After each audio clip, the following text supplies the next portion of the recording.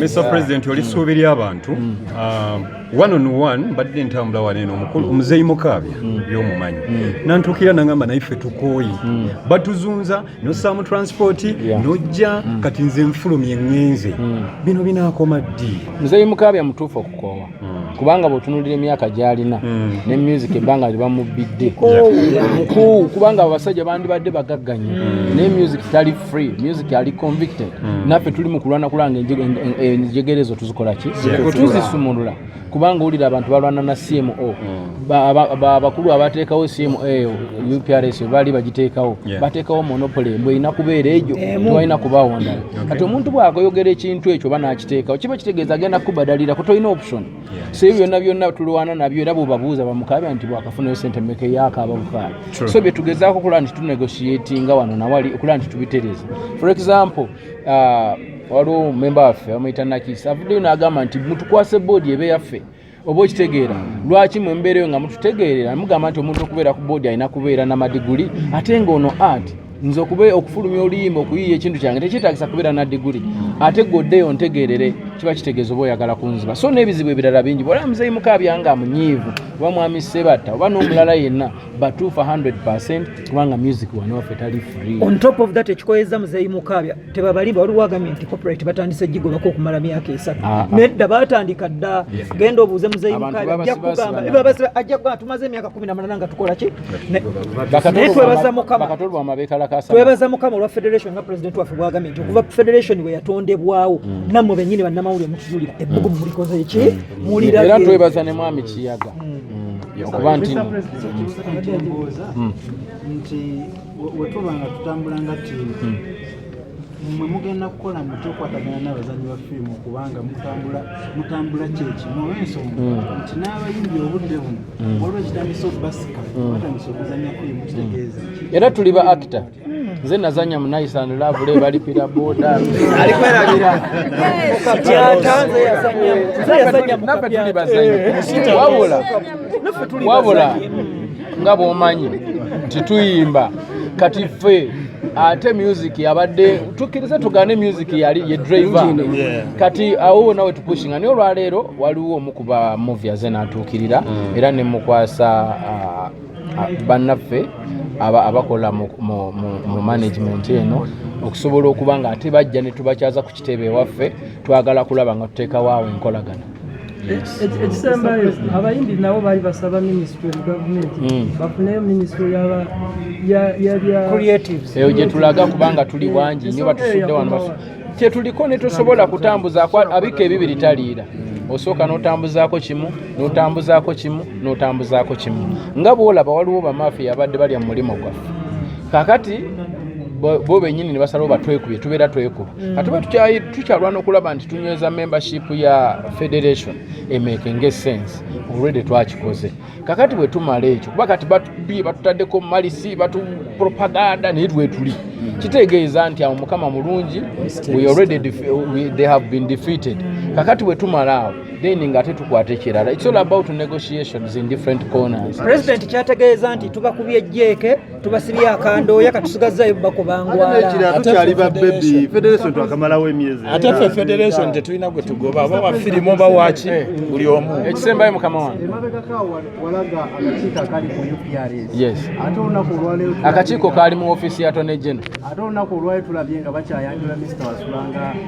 atwala UPRS no twali wa Attorney General nga tugezaako okulaba nti tutereeza boodi ya UNCC naye nga tuliwo ffenna abakulira domains ez'enjawulo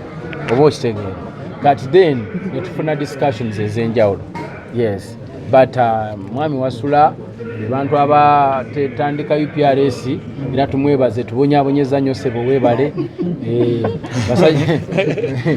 ebyetukoze bye bimwayiya bye mwateesa bye byetukoze naye tukuwa ekitiibwa kuba oli musajja mukulu oludde wano oli senior neddamu weekube mu mutima olowooze ku amendment mu bintu ebyo byali bibi alowooze bamuzeeyi Ssebatta simanyi oba bakusanyusa naye tukuwa ekitiibwa mukama waffe wabula tereezaamu kuba ffe tukukkulumira ate n'abaana n'abazzukulu bali kukkulumira kubanga mwe mwaleeta ebiteeso ebyo ebinyigiriza eggwanga bamukwata jeeka esaali bamugjamu naye engeri gyali nti omu ku bafawundi era ne wano abaddewo kitegeeza akyalinamu stake at some point naye yeekube mu mutima baddeyo bamendinga ebintu ebyo monopolism tekola kati ne bweba weeri leka boodi bagikwasa abayimbi kubanga it's a members oba okitegeera ye mu ngeri emu bendala saagala kwogera nnyo baganda bange bamemba bafe abamu bava wala nnyo leka tugende mukama baomukisa amen because mulimu abamuvi mulimu ab'obutabo mulimu abaki we have to be there all together kigambibwa olunaku olwaleero mwenga bayimbi monopolizinze corporate mulinga esinga okuba ekyamakulu gye muli temulowooza nti kiri kulemesa domains endala okubeera nga nazo ziganyulwamu no buli omu waali wano era asobola okweyogerera ovaawa ewamwewa oviirawa nedda oviiraekitundu kyosibuka luweero osobola okunyumiza ebyembalala onyumya byeruweero so kati nze ndi muyimbi manyi bya music era gwe nsobola okwogerera mu muvi ndi fan kati nkirekere wa muvi n'akyeyogerera kigambibwa nti musinza okulabika nti mudominatinga okubeera nga corporate law it's only focus to musicians bwe tubanga tusobodde okuba nga tuyisizaamu eddoboozi eryo mukama mulungi kubanga buli omu kyandibadde yeetaaga ngamana abayambi ekimala mu parliament kulanga muguse ensonga eno bayimbi bangi naye n'abalala bakola ebirala mwe bali nga ate era ba creatives twawulirako weekend timwegatta neuma kati mwogera ekintu kyekimu twatuula mu meeting gye twatuulamu twalina atone jemu ye yennyini nayeekaleginga abantu abo okubanga basobola okujja ne bakola ne federation naye nga bw'omanyi nti everyone has a right of association buli muntu akkirizibwa okuassociatingira yonna gy'abakoze eki but good mukama mulungi nti for us we are here so we have 25 associations all over the country ne bwogenda esebbeyi ne bwogenda ekalamoja gye tuli atwawiddeko nti era mufuwe mwa meetings omukulembeze w'eggwanga tetunamu meetinga naye era bwe tumumeetinga tewaba buzibu era kyetwagala nga tuwunzika future music industry eyimiridde etya kuba gwe pulezidenti waabwe future music industry eyimiridde bwetyo lwaleero olaba nga unity weeri muffe oba okitegeera we support each other twewa amagezi tubeerawo for each other mu mbeera yonna olwaleero tugasa amaloboozi okulaba nti tutuusa ebirowoozo byaffe okubanga biteekebwa mu copyright n'okuyamba omulimu gwaffe ogenda mu maaso ekintu ekirungi ennyo era ne baza bamemba bange mwenna banemwekubireko mu bugalo bano nga bw'obalaba famire eri egyo famire eri emu twateekawo ne jam session yaffe tumiitinga at least once a week ne tweyimbiramu ne tweziniramu ne twesanyusa oba okitegeera kiba kitegeeza nti awo walungi nnyo lwa nsonga n'ennyimba zonna ze muwulira eziri mu kudominatinga zirikodingiddwawo collaboration ya Kalokasiita ne bawininwaji ya recording ku federation balipira boda na mu recording awo fiki ne shiba it's because of the federation already tuli mu kuzuula talent mpya ate era tuli mu celebrating aba legends ate era tucha supporting era dafe tuteeka nnyo ekinyusi kwoyo omwana alina okuvayo kubanga abato future tubawa nnyo okulaba nti omuntu yennanga is an upcoming tumuwa privilege okubanga tumutegeka asobole obutakola nsobi ffe ze tukoze tubadde tukyalina okutataganyizibwa kungi nnyo programs ezimu tetunnazituulamu bulungi naye tusobodde okulwanirira omulimo olaba copyright wetuusa okuva federation ero yajja speed eno weyeeyongera namwe bannamawulire mutujulira so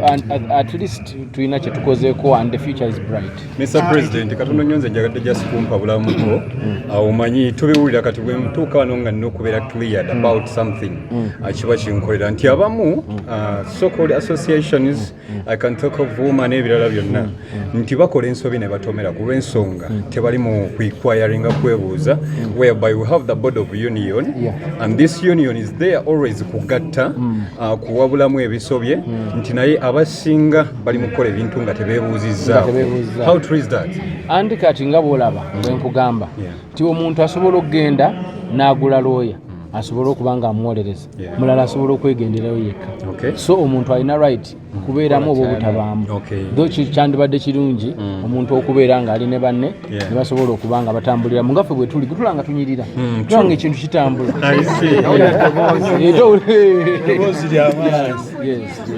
President kansaye mbuze kino kibuuzi kinene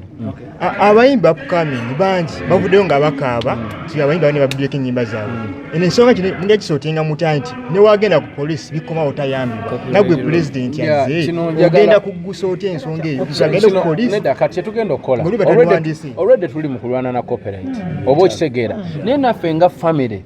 omuyimbi yenna aliyo nga bakubbako olimba kama the federation oyogere ne administration oba bw'oyogera nabo bajja kuba bakuyamba nange kenyini fe tulize myama Africa I talk to everyone come and explain bw'obeera ng'olina obubaka ng'olina obukakafu you will be helped tujja kubira omuntu oyo tukuyambeko okulaba nti tonyigirizibwa bwe kigaana then nga